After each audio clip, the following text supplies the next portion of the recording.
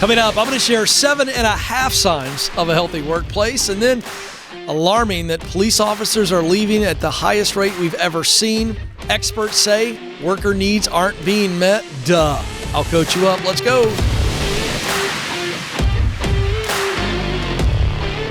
All right, folks, I'm here to give you the competitive edge to win at work and in life. What does that mean? More money, more meaning, baby. I mean, that's it. That's what we deliver here. And I should point out that it's all free. We don't charge you anything, man. It's more money, more meaning, man of the people. That's what you get here with this guy. All right, let's go. 7.5 signs of a healthy workplace. We added a half because I thought, well, I don't know if this is a whole number. So I think it's a factor, but not, a massive factor, but we'll throw it in as a half. So here we go. One of the major reasons that we've seen historical numbers, 50 plus million people over the last 12 months have changed jobs. We've never seen those numbers, folks. It's not even close. Okay. One of the reasons is people are going, I don't like where I work. It's just not good. It doesn't feel right. It's not a culture and a place that I want to spend the majority of my life at. Right? I mean, that's what it is. It could look and sound much more specific than that, but that's the underlying issue. And I understand. I am blessed beyond blessed to work in a really healthy, vibrant culture where people are developed and people are promoted, people are cared for, and that's Ramsey Solutions. Despite what you may have read about us as people try to attack us for just, being normal. If you go woke, you go broke. Dave Ramsey's not going to do that, and I'm with him. So, despite what you've heard, I'm telling you, we have a very healthy organization. We just do. People are valued here. Now, that doesn't mean that people don't leave us. That doesn't mean that we don't make mistakes or that, but it is a healthy place for people to work. So I'm going to give you 7 signs, 7.5, oops, forgot my half, signs of a healthy workplace. Number 1, leadership is valued over management. What does that mean? It means that we want servanthood. We want values-based leaders, people who are influencers, not bosses, not authoritarians. That's the deal. See, leadership is a posture, not a position. Can I say that? Do you understand that? It's really true. Leadership is a posture, not a position. And when you are leading people, you are serving and you are guiding, you are loving people. So it becomes an embodied spirit and a posture of how you interact with people. So it's leadership over just, we got a bunch of positions and we got a hierarchy and a food chart, and this is where everybody belongs on the chart, right? Number 2, excellence is rewarded and celebrated. If you've ever worked for a leader or a company where your excellence was rewarded but not celebrated, you know how valuable that second word is there. We pay you a good commission. We give you great bonuses based on performance. Yeah, but they want a pat on the back. Number 3, honesty is valued from the top to the bottom and the bottom to the top. Right? Everybody in the organization wants to be told the truth. Everybody in the organization, because of that, tells the truth. It's fascinating to me how we humans, and let me just pull myself into this too. It's fascinating how we humans are so afraid to tell the truth, given the fact that we ourselves want to hear the truth. Most of us, most of the time. Now, I'm calling myself out here to say there's sometimes, go a little easy on me, right? Oh, don't be totally honest with me. That hurts. Okay, I'm like every other human on that. However, none of us really love being in the dark. Come on. You know it's true. We want to know the truth.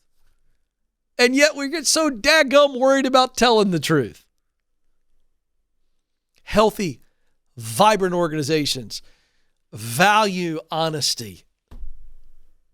They really do. They crave it. I crave it. Ask Alex. I mean, we haven't been working together that long, but like I'll look at him and I go, I really want to know what you think. I'm not interested in him telling me something that may feel better to me if it's not the whole deal. It's not good for me.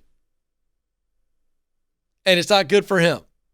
Oh, by the way, it's not good for you. Because he needs to be honest with me so that I can be the best possible coach that I could be for you folks. This is not some game we're playing. Whee! I get to go be a host today. I mean, I'm serious about this stuff. Number 4, workers are seen as team members, not employees. This is very important. This is very connected to number 1, leadership is valued over management. So you heard me lay that out. Well, this is the other side of this coin. Leaders serve people. They love people because they go, if they win, I win. If they win, we win. That's the difference between seeing someone as a worker, a commodity to do something that needs to be done, versus a teammate who is locked arms with you on a joint mission. Number 5, hardships like the physical challenges, medical challenges, and the loss of loved ones are dealt with compassion. They're received and acted on by leaders. That's number 5. Hardships are not a nuisance. They are a reality of life, and leadership acts accordingly. Number 6, no gossip. Now, there's always going to be gossip, so I'm just going to be real for a second, but gossip is not tolerated. It is not a course of action that is normal. It's an aberration. It's treated as a cancer and dealt with. Number 7, team members know what excellence is supposed to be. See, this is clarity of communication. The team, the individuals on the team all know what is required of them, and they know what excellence in that requirement is and should be. And then I thought, well, let's add a fun one that's a half. So I thought, because I think fun is valuable, I think the half sign is that there's always room for fun, fellowship, fun and fellowship, laughing together, competing together, eating together, celebrating together, praying together, whatever. There's room for that. Boy, that's a healthy place where you can just sometimes let your hair down and goof off. If you want to see some of the fun I've had in the office, go to my Instagram reels and scroll. I try to do it all the time, surprise people. I'll walk through the cafeteria with a speaker booming above my head, some ridiculous song, and I look ridiculous. Why do I do it? Hey, life is short. Let's have fun while we're doing good things. Coming up, the police exodus.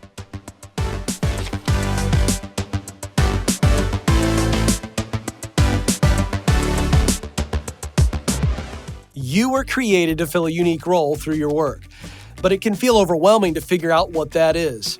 That's why I created the Get Clear Career Assessment. In just 15 minutes, you'll get customized results that clarify what you do best, the work you love to do, and the results that motivate you. All this helps you discover what you were born to do. And you'll get a list of professional possibilities to help you in your job search. To get started, go to kencoleman.com/assessment.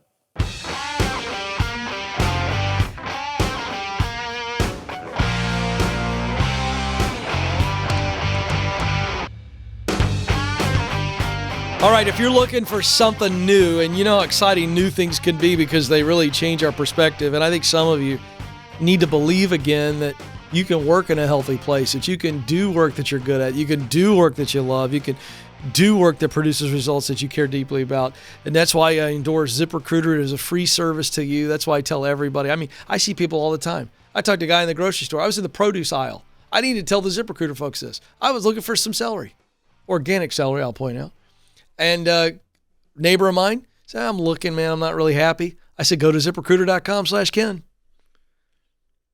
It's a no-brainer. Put them to work for you. It doesn't cost you anything.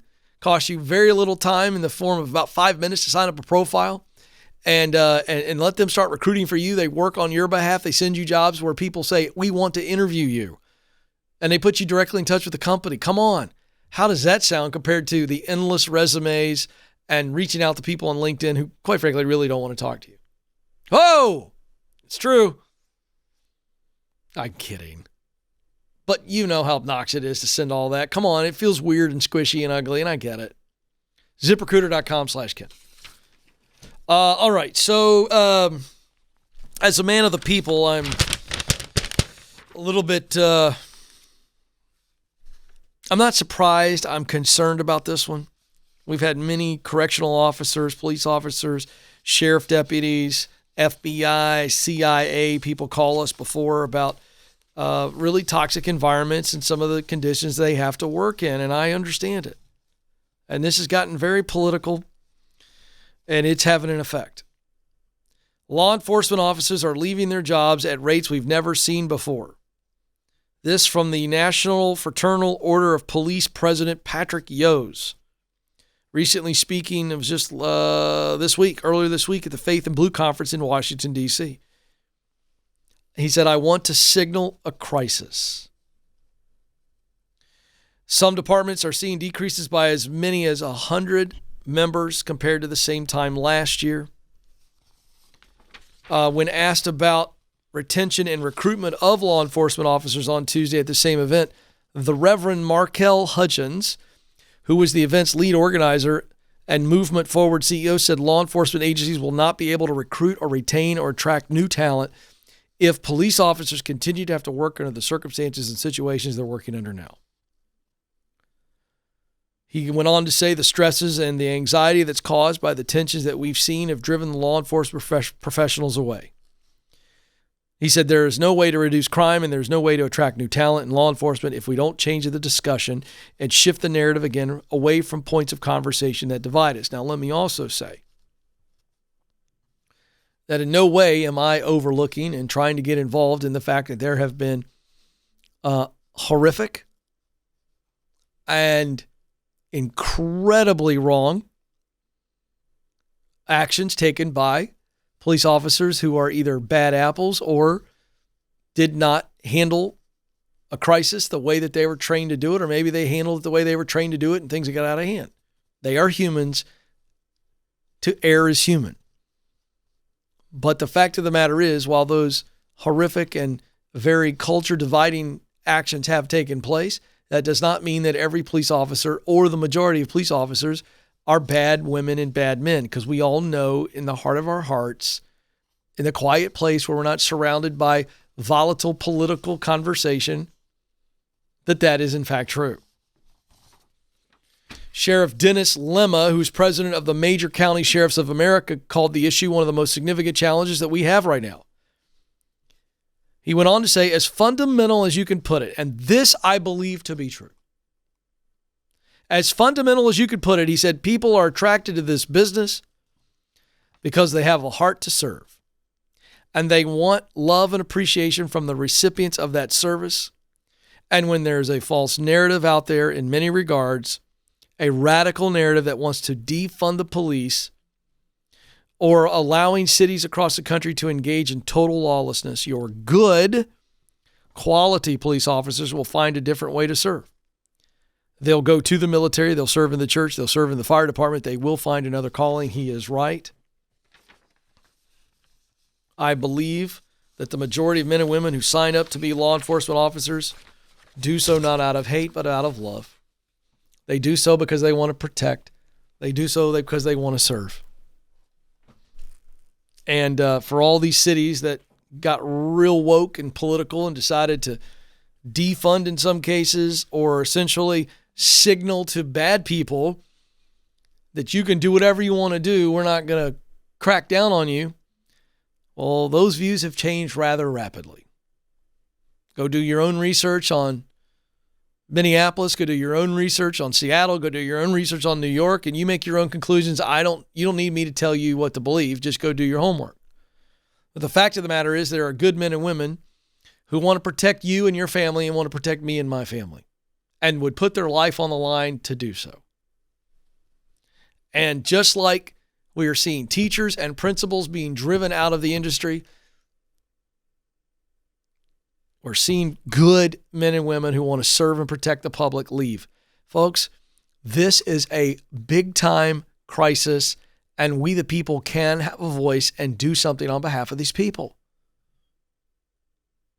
We have got to make conditions better for law enforcement officers. We have got to make conditions better for teachers and principals. Good night. What are we doing, America? All right. Fox Business reported on this and had yours truly on their, let's see, what was I on? Fox and Friends. A new study by Joblist, a new survey by Joblist says about 26% of people who quit their job during what was dubbed the Great Resignation already regret it. On top of that 26%, 42% of people who found a new job after quitting said that the new gig didn't live up to their expectations. Now, let's just break that down. I always think these surveys are in some ways quite funny, the way they delineate kind of the findings, right? So let's just look at this. 26% of people quit their job, already regret it. Then 42% of the same study said, well, the new gig didn't live up to expectations. So what's the difference? The 26% have already decided they regret it. The 42% are kind of on their way, right? Or here's another way to look at that. 26% of the people who regret it go, what I left was better than where I am. 42% said, this ain't what I thought it was, but it's still better than the dumpster fire I left. That's what I think. I really do. I really think that's it. Well, it's not what I expected, but sure is a heck of a lot better than where I was. So sad, so tragic. So I gave a keynote speech on the human needs that we all have that must be met at work, or people will burn out, or people will check out. All right? And it's really simple. I studied the largest ever survey that Gallup did on employee engagement, and I poured through the data, and I just took away the findings from that survey. It's pretty simple. There's 3 human needs that must be met. And I think that think of these as buckets, if you will, that as a leader, if I'm looking into the bucket and I see several different specific circumstances, things that I need to be looking out for to make sure the needs have been met, I want to just review those needs. I gave an entire talk on this at our Entre Leadership Summit, our signature leadership event at Ramsey Solutions, best leadership event in the world. Number 1 need that we humans have that must be met at work is we must experience purpose in our work. And the way that we experience that is by producing results that matter to us. We must see that I am good at this. I love doing it. And more importantly, I create results that matter to me, meaning and purpose in their work. That's why I teach the talent plus passion plus mission equals purpose. When those are in alignment, those 3 threads come together, you got this. Number 2, they need to be recognized for their unique contribution. Atta boy, atta girl. And then finally, number 3, they want a relationship with their leader, that mentor-coach relationship. Hey, if those needs aren't being met by you, you're going to eventually leave.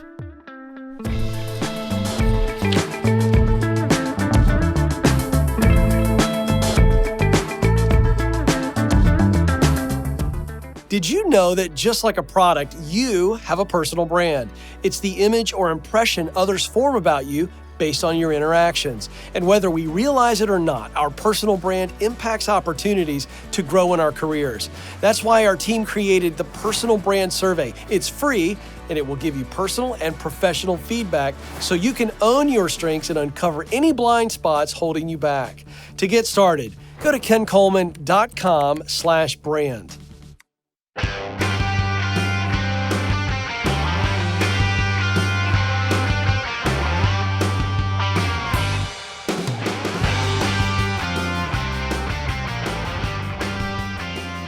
Deciphering all of the delusional garbage you people have to deal with. I am Ken, your coach.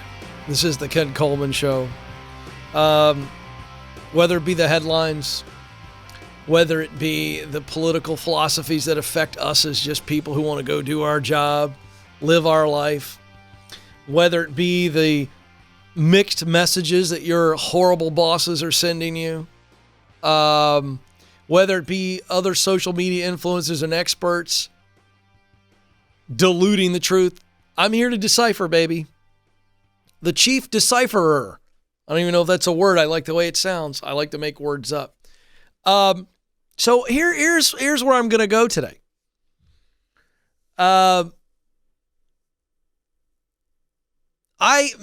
many ways, I feel like I'm trying to cut through the matrix of the messaging about the world at work. I mean, I think that's a big part of what I do. It's like they're just cultural messages and norms about work that are just untrue, and they need to be confronted, and not just confronted, but broken apart so that you can see the purity of work, and that you were created to work. In other words, you were created to contribute, not just go do work to provide for yourself. So there is provision tied to work, and there is purpose tied to work.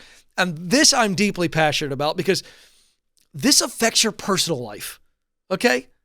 Like, forget the fancy words, provision and purpose and work, okay? If you hear nothing else I said, like, you will spend the majority of your life in work, and I want it to lift you, not burden you. I want you to be fulfilled and enjoy that contribution and that necessary activity. Not look at it as, well, it's pretty much awful and suck, and you got to be an adult about it and figure it out, and this is just the way it is. Deal with it. That's the mindset. All right. So Jordan Peterson, psychologist, professor, has come to quite fame. I think it's 12 Rules of Life or something like that was his big book. And he's a big sensation on social media, and an interesting guy. No question, he's brilliant. Of what I've seen, I think I probably agree with a lot of what he says.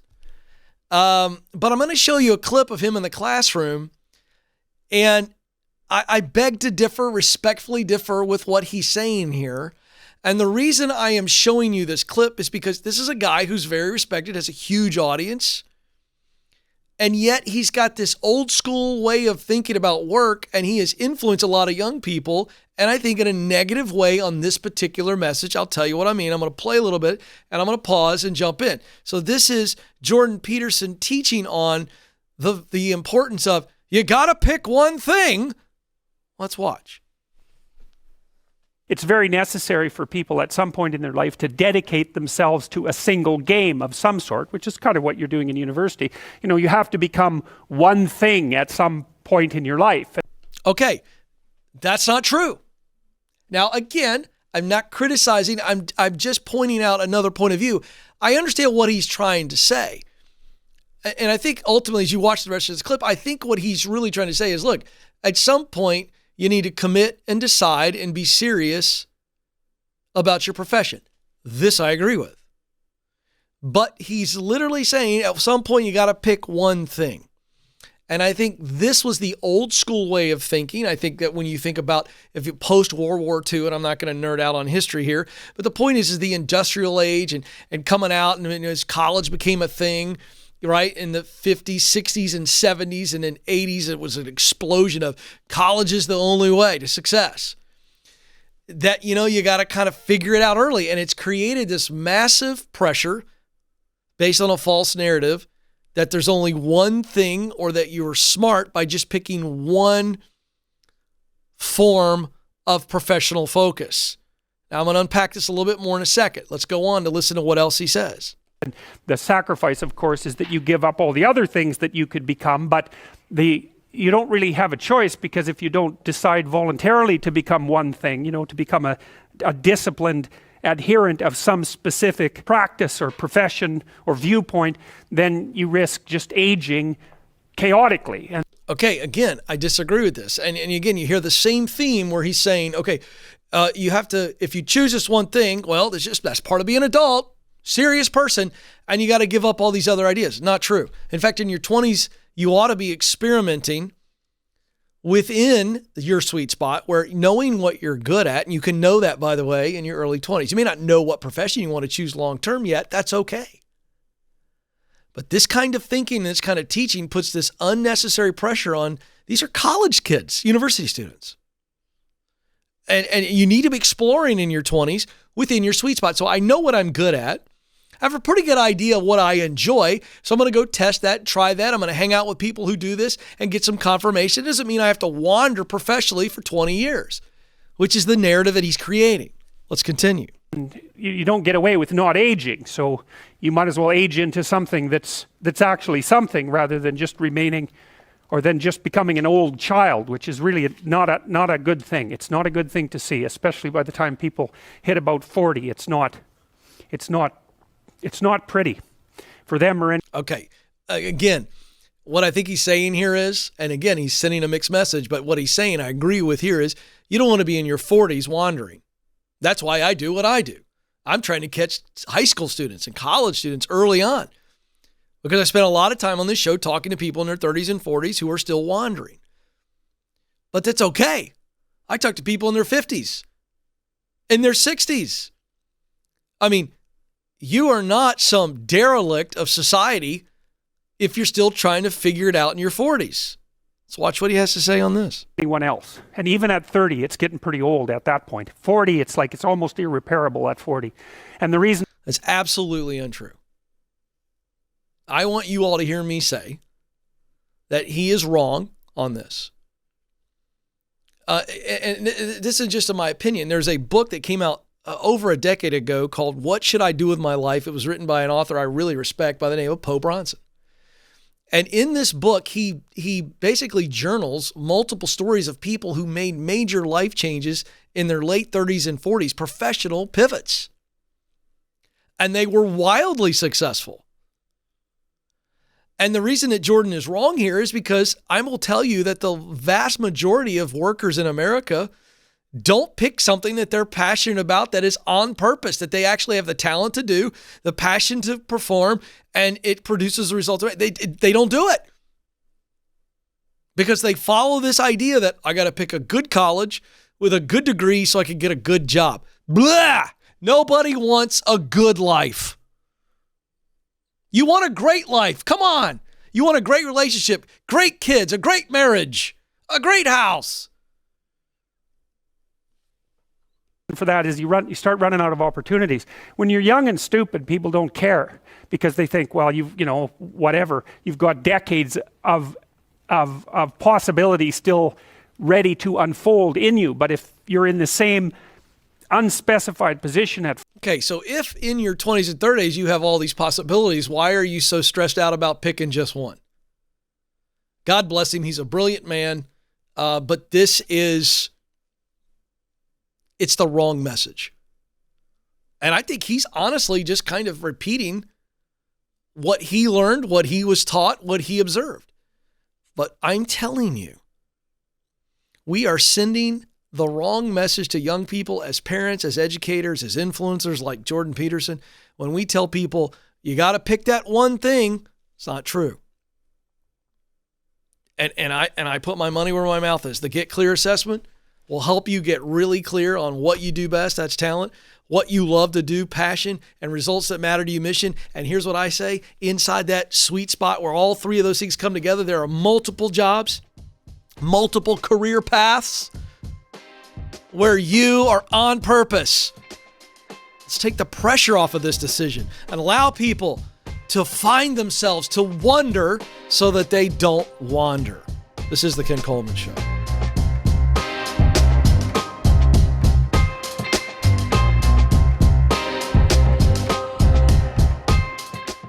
If the thought of attending a networking event makes you break out in hives, you're not alone. And I'll let you in on a secret.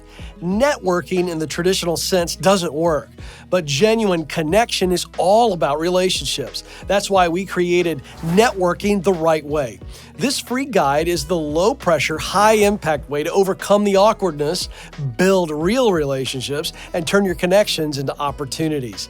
To get the guide, go to kencoleman.com/network.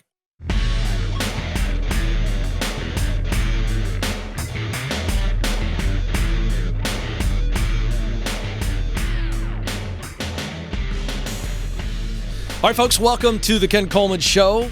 Wherever you are, however you are engaging, thank you so very much. It's time for our coaching session.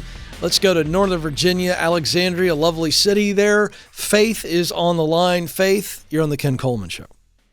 Hi, Ken. Thanks for taking my call. My question is, how can I avoid imposter syndrome when I'm demonstrably very good at my job? Well, that's kind of interesting. What do you mean by demonstrably good? Tell me more. I hit my entire third quarter goals in the first month of the third quarter. That sounds definitely like a fake. What else? I was asked to share my best practices by my boss to like my entire team. I've been asked to speak to people on like numerous occasions about ways that I've been successful, and I've been in my role a little less than a year, and I just feel like there are people in my role that have been doing this longer than me, that have more wisdom than me. So I just feel like I've only been here. You're such a, let me just interrupt you and tell months. you, based on what you've told me so far, I want to confirm that you are in fact a complete and utter fraud.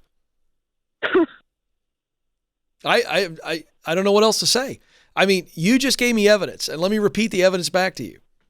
Okay? You crushed and hit your third quarter results. So what's expected of you, you did it. And oh, by the way, you haven't been there that long, and you're working remote, which makes those results. No, I'm working in the office. Oh, you are? I thought you said you were remote.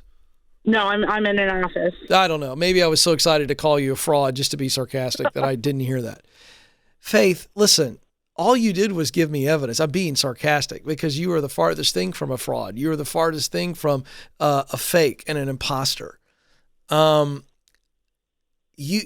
the evidence, and you said it yourself, said that you're doing a fantastic job.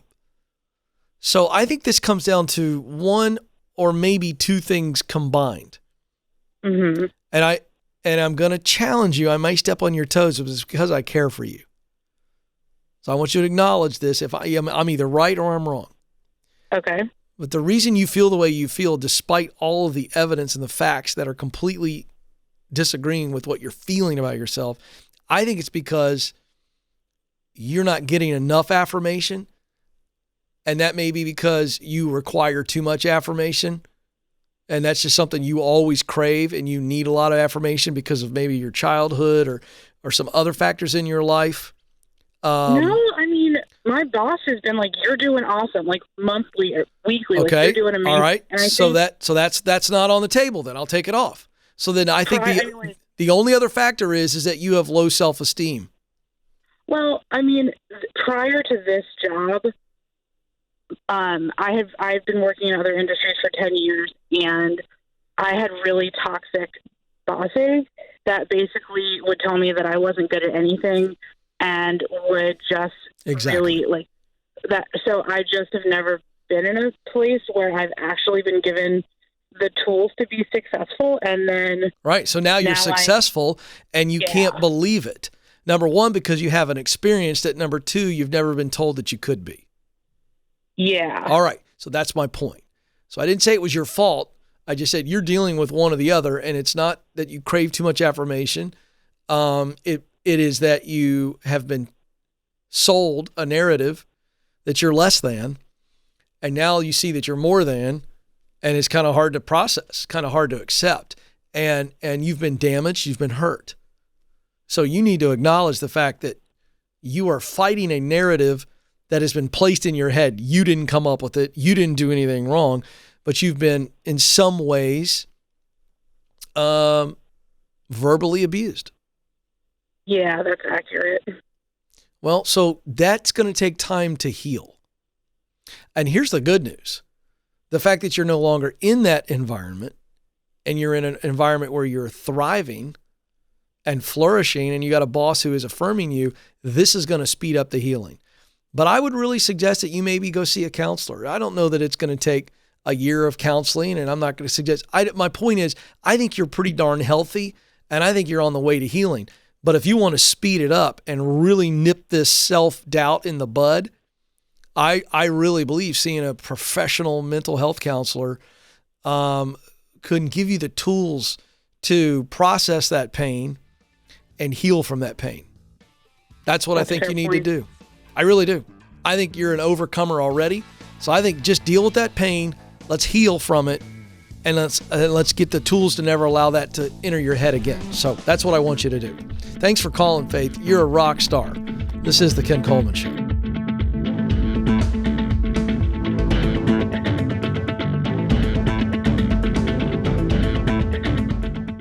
So you just landed the new job. Congratulations. You've made it past the interviews and now it's time to onboard with excellence. That's why I created How to Stand Out at Your New Job. This free checklist will help you succeed from day one and may even help you get promoted. These practical steps set you up to add value, help your team win, exceed your leader's expectations, and ultimately set you up for a successful transition. To get started, just go to kencoleman.com/new.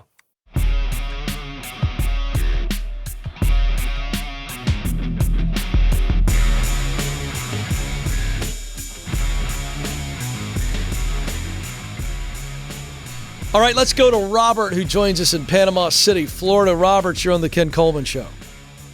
Hey, how you doing, Ken? I'm living the dream, Robert. What are you doing? I am doing well. Good. Sorry? I said good. How can I help? So I took your career assessment test, and I'm kind of overthinking the results as to what I should do with my career. Excellent. And I was wondering if you could give me some insight. Oh, I am a world-class overthinker myself, and so you are in good hands, my friend. Okay. I know what you're going through.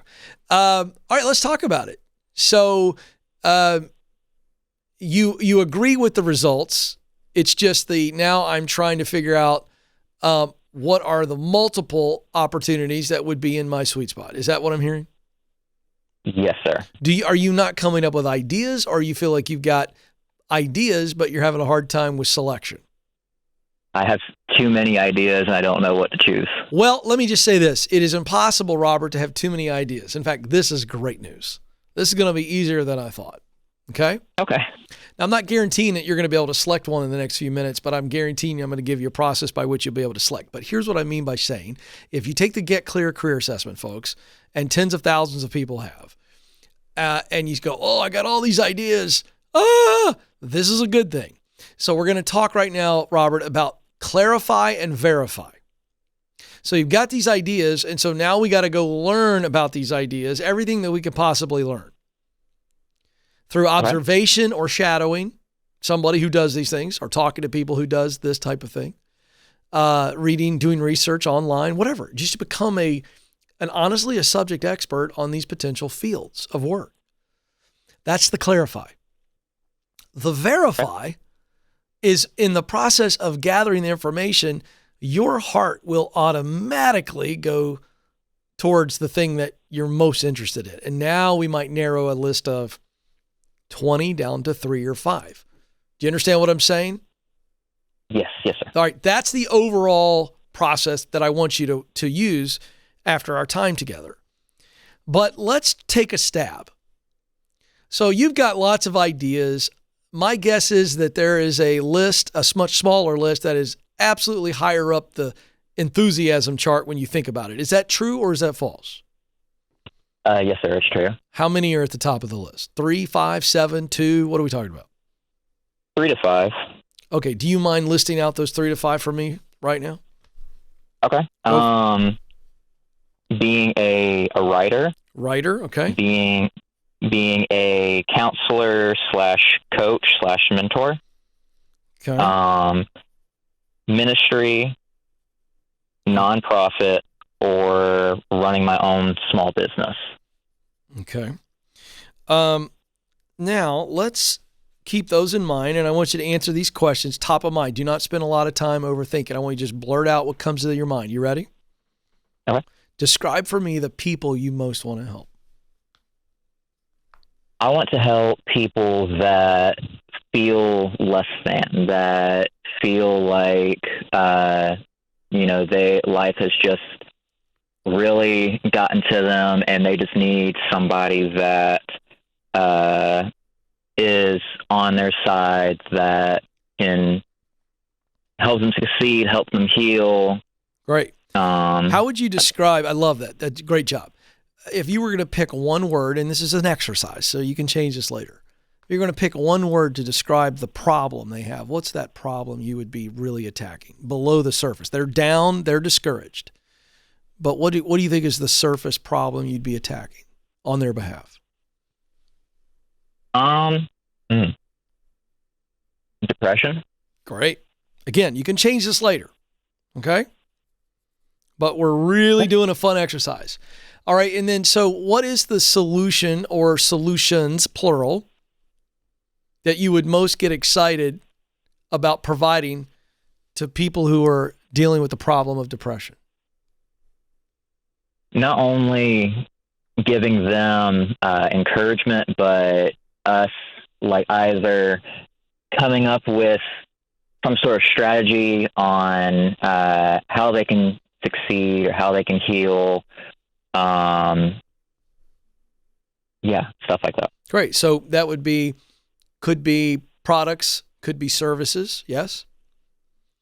So service would be counseling them. Maybe a product is a book or a guide or something like that. I mean, you see where I'm going here? Yes, sir. Okay. So let me go back to, and let me ask you, what was your missional result on your assessment, the Get Clear assessment? What was your top missional result? So I was created to use my talents of compassion, imagination, and organization to perform my passions of advising, creating, and advocating, to perform my mission of service through assistance and protection. Oh my gosh, isn't that beautiful? Mm-hmm. That's beautiful. Because it lined up with, when I asked you the people you most want to help, I wrote down the downtrodden and the discouraged. I made you go deeper. What's the real problem underneath that? And you said depression. And then I said the solutions to that, and you said, I want to provide basically some type of assistance, products or services is what I pulled out of you. So it really aligns with, you said, well, I want to be a writer. I want to be a counselor or coach, or I want to be in ministry, or I want to run a nonprofit, or be in a nonprofit, or I want to have a small business. And here's what's funny about that. I think it's I think it could be all of the above. But I think you're going to pick one area to kind of launch out into, and I think it could branch into it. So for instance, let's say you became a counselor. And so you go get your counseling degree and licensing, and you start counseling people one-on-one. And then you get some real knee-to-knee experience, and you go, I got something to say about what I've learned, and I'm going to write a paper. Maybe I write a book. Hello, that's 2 of them right there, counselor and writer. Maybe I actually end up doing counseling and writing for a larger church and pastoral counseling down the line. Or maybe I'd launch out into my own business, and instead of it being a for-profit business, maybe it's a nonprofit business. Here's my point. I don't think the avenues are confusing. I just think you got to decide, where do I want to plant? Do I want to counsel people as a pastoral counselor? So it's a different type of counseling, but it's pastoral in ministry. Do I want to work for a nonprofit that meets some of these people who are down and maybe life threw them some tough stuff? They were dealing with substance abuse or alcoholism, or they grew up in poverty and they didn't ever believe in themselves. They made some bad decisions. You see where this is unrolled? You see how this onion is peeling itself? Yes, sir. How's that feel? I want to stop all this coaching and ideating. I want to know what your heart's telling you. It definitely feels good. I guess one of the things holding me back is with some of these, it involves schooling, and I've come to realize that college is just not my cup of tea. I've flunked out twice. Great. So now let's take official counseling off the table. This is exactly what we needed to do. So right now we take counseling off the table because that requires a degree and schooling and all the things. Mm-hmm. But doing a form of counseling and coaching and mentoring, that doesn't. Coaching and mentoring doesn't require a coaching or mentoring degree. Working in a ministry doesn't require anything more than probably what you have. Writing one day is just a function of you starting to put the pen down to paper and starting to write what makes your heart swell. Starting a small business doesn't require a degree. So there it is. I've gone and removed all your excuses, my man. I think you're on this. I think you just got to decide, where can I go help those people? Decide by looking at all the options. Is it working for a church? Is it going to work for a nonprofit that specializes in these areas? I'm thinking of a place downtown Nashville that I'd walk your tail down to today and go talk to these people. They're helping homeless men in unbelievable ways in the heart of Nashville. Start looking. Appreciate the call. You matter. You have what it takes. Press on.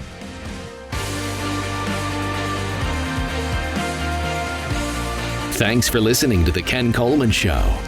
For more, you can find the show on demand wherever you listen to podcasts and watch the show on YouTube. You can also find Ken across all social media by following @Ken Coleman.